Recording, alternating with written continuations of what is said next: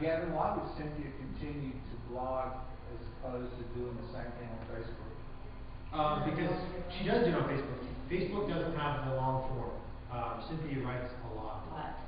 So it's a long blog. Yeah. So, and she's posting links back to the blog on her Facebook. Facebook's going to stop you at about 440 characters. Unless you do a note. You can write a note on Facebook and tag people, but it's not as easy or attractive to read. If you're wanting to put pictures and the whole 9 yards, a blog is really the best way to do this. And there's such great software that makes it so easy to blog. I mean, you literally, it's just like using Facebook. You can sign in with your username and password. Your design's already in there, and you just kind of type up what you want, hit post, and it's done. So, really easy way. Auto connect to your She's Facebook. posting this from Facebook. Does she post her blog on Facebook? No. She'll post a link to her blog entry on Facebook. She'll write her full blog and post all of her pictures on the Blue Streak, which is managed through the Moxie website. But then on Facebook and on Twitter, she will reference it and say, you know, who knew that downtown would be so crowded on a Friday, and then she'll link back to this blog. She's driving everything. She's driving it back to Moxie Carmichael website.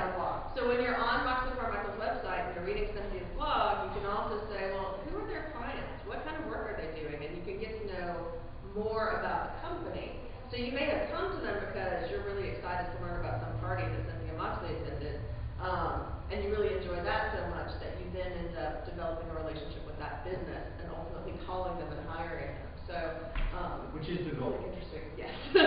Really interesting way to draw people in and to make them feel like they know you. Facebook does that to a point, but when you're really able to tell a story, people honestly feel like they know something about you.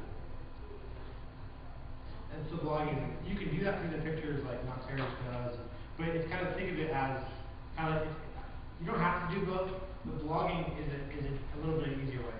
One of the other things too about blogging is that it's very search engine intensive. Google and other search engines love things that update often. Facebook is really a protected wall.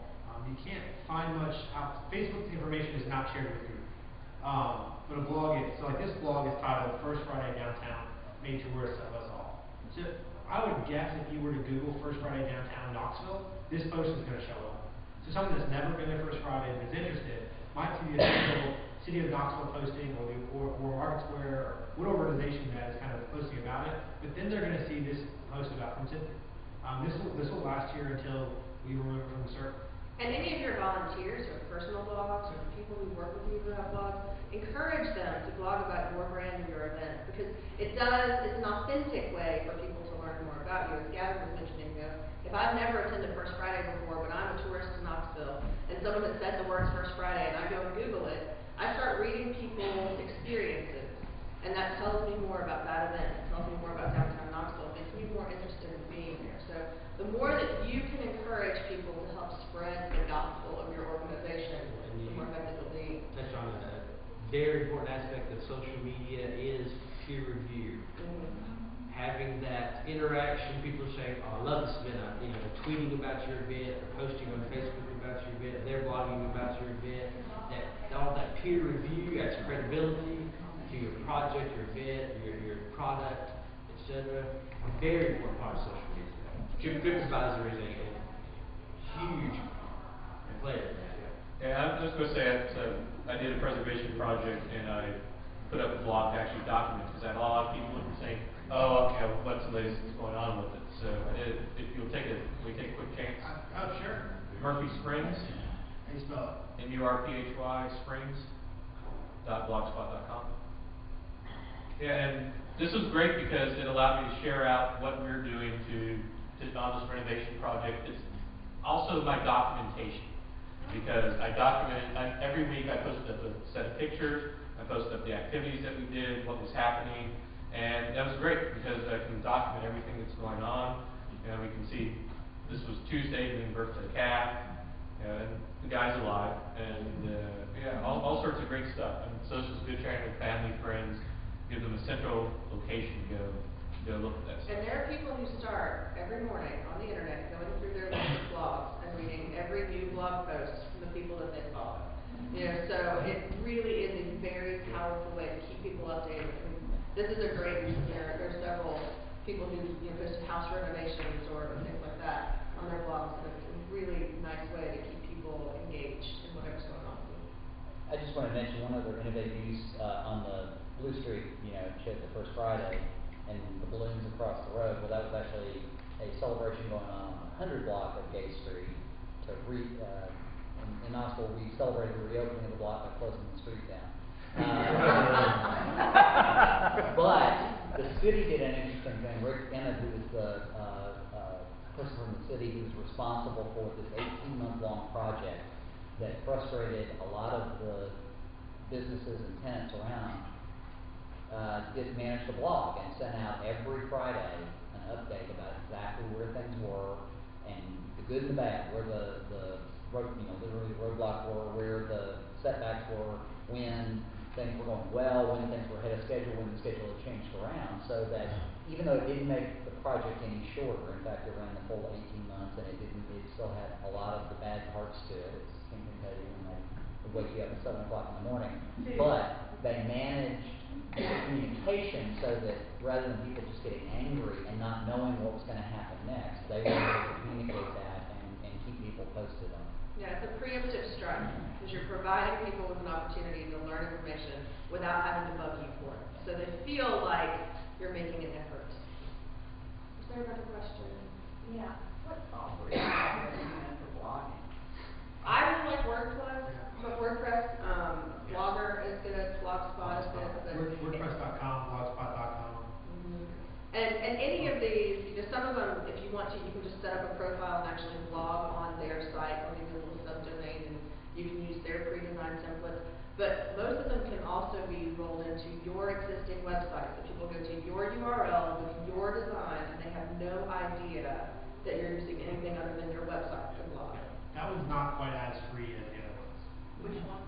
Well, if you want to roll on your website, Yeah. it takes a little more customization. It can normally take some time from someone who knows how to do it. If you have someone on staff who has that knowledge, you can get it done quickly. But if you don't, you may have to hire someone to incorporate it. But you can always just link to a WordPress or Blogspot page from your main website if it's prohibited to incorporate it. And actually, WordPress allows you to basically buy domain name redirection. So if you have say Knox Heritage had a blog, it was knoxheritage.wordpress.com, because WordPress.com was hosting it, they could basically pay WordPress to redirect that to their website, so they could actually it would be knoxheritage.org/blog.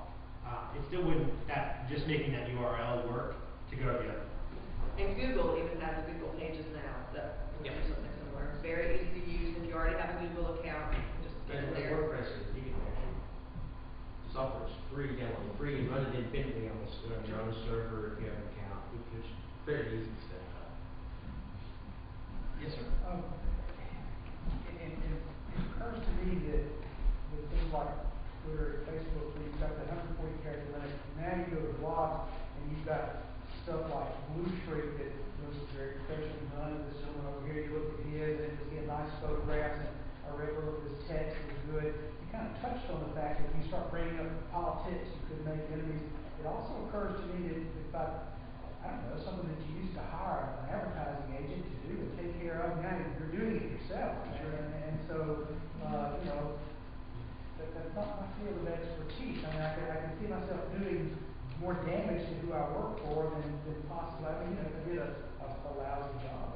And that's something that you have to judge for yourself. There are still people who are hiring people like Gavin or like me to do that for them. And there are others who feel like, I'm okay. I'm comfortable with my communication skills. I'm comfortable with my use of social media, and I can do this on my own. So you're going to have to gauge that for your own organization. There's certainly benefits to using someone who has experience, but there's also a real benefit to doing it yourself because no one knows your organization like you do. And just speaking your voice the way you can. And that's the number one thing about any use of social media that I think is the most important, is authenticity. You have to be telling an authentic story. You have to believe in what you're saying. If every single post you have on Facebook or every tweet that you send out is just about, come to my event, give me money. Nobody wants to hear it. Yes, you want them to come to your event. Yes, you want them to give you money, but you have to develop that relationship with them. So ask them questions, engage them. Some of the most effective things that you can do on Facebook are to ask people questions completely unrelated specifically to your organization, but that are more about the broad world in which you live. So if you're a preservation organization and you're really interested in finding out, for example, what's your favorite historic place that you've ever visited? If you post that question, you'll start getting responses from, dozens and dozens of people who have never engaged with you before, who all of a sudden are feeling like, wow, that's an interesting question. I want to have that conversation. You'll be amazed at what asking a question like that will do to provide authenticity for you. And that's a great point. One of the things I like to use that are we questions and me questions, right? So the we questions should be about 80% of the questions. And the me comments should be about 10 to 20%. People really don't want to hear that much about you necessarily. They ultimately want to hear about themselves and what their friends have to say. And you need to be the kind of coordinator of that discussion. And so that's a great point. In a presentation, ask that question. You get to host that conversation, and you attract all those people. And then when you've got your event, now you've got their eyeballs, got their interest, just because you care about them. And you have something to talk to them about. They've given you information about themselves, right? So when you meet them in person, you can say, oh, wow, you visited Stonehenge, I went there 10 years ago. So amazing. What was your favorite part about that experience? Where else did you go?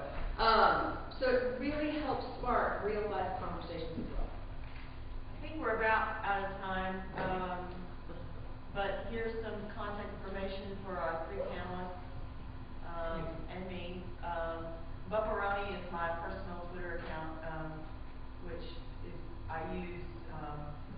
Sometimes I will repost or retweet Knox Heritage items on there, but it's also a lot about rowing, so I'm getting up at 5 o'clock here. But any of these folks, I'm sure, will be willing to talk to you or answer questions. Joan, quick question? Yes, quick question. This is probably a big can of worms, but are there any issues here about copyrighted materials? And are there any controls or regulations about that kind of stuff? Or is this all totally free form? Do you have a specific case of like a friend that did something or anything like that? There are issues, and YouTube is a good example of that, because people will, for example, post clips of television shows on YouTube, or they'll post entire episodes of television shows on YouTube, and then CBS, who owns the television show, will come in and they'll tell YouTube, you're going to take it off, we're going to sue you. So people will sometimes post things that they do not have the right to post. And if the brand wants to get serious about that, they can. They can go directly to Facebook or YouTube or Twitter or whomever and ask that that be removed. In a lot of cases, it just gets removed and that's it. That's the end.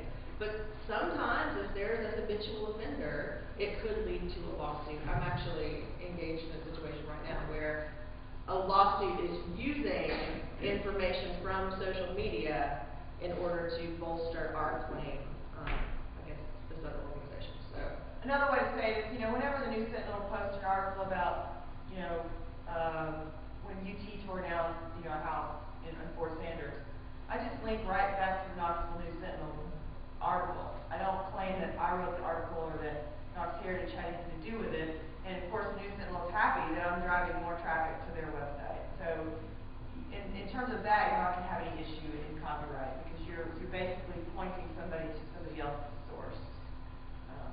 if you're not plagiarizing and using your best judgment, you're